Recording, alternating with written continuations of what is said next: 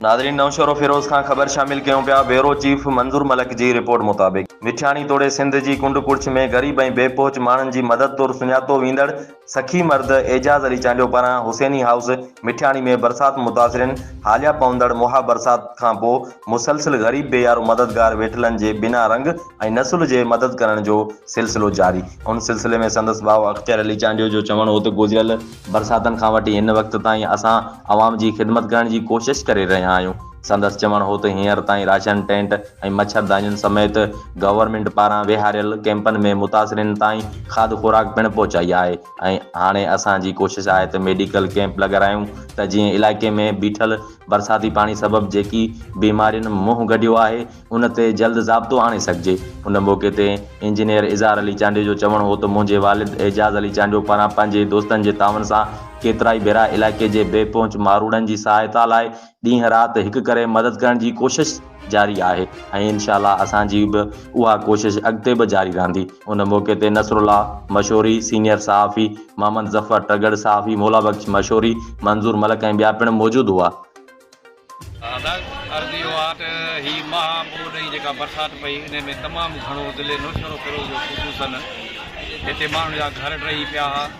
ऐं वधि में वधि जेको सिंध में बरसाति पई उनजो नुक़सानु ज़िले नौशरो फिरोज़ खे पियो।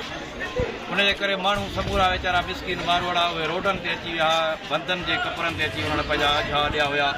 शुरू खां वठी गुज़िरियल 2 महीननि खां वठी असां हुसैनी हाउस जे पारां उन्हनि जेके बि मुतासिर घुरियूं हुयूं कैंपुनि में टेंटनि में जेके रवासी आहे उन्हनि खे असां खाद खुराक पारियां पकी पकाई असां उन्हनि खे चांवरनि जूं देॻूं मुहैया कयूं। उन ई सिलसिले में असां मुसलसल अहिड़ा प्रोग्राम करे रहिया आहियूं ऐं काफ़ी असां जेको आहे माण्हुनि खे घरनि ते राशन टेंट तरपाल मुहैया कया, मच्छरदानियूं ऐं मेडिकल कैंप्स जेको असां कुझु थी सघियो, मच्छरमार स्प्रे।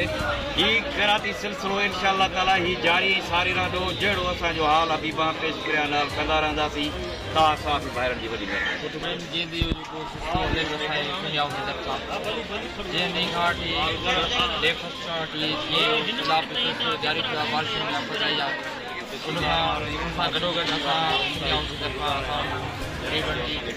जेका असां राशन थियो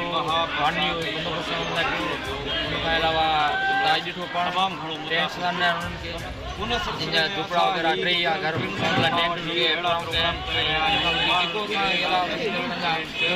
असां ग़रीबनि लाइ कंदासीं ऐं असांजी का टेक्नोलॉजी कान्हे का असां जेको